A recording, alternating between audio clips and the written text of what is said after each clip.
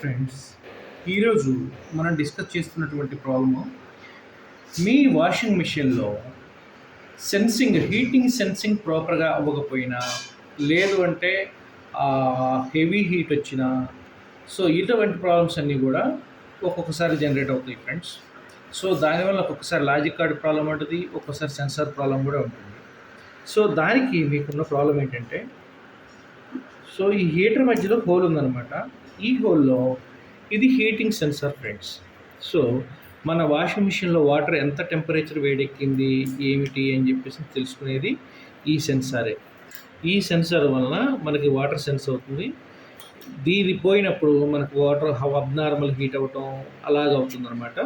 So ఇటువంటి problem ఎప్పుడైనా ఉన్నప్పుడు దీన్ని మార్చేసుకుంటే సరిపోయింది ఫ్రెండ్స్. నేను Ravi, KNV systems and service నుంచి మాట్లాడుతున్నాను. Like and subscribe.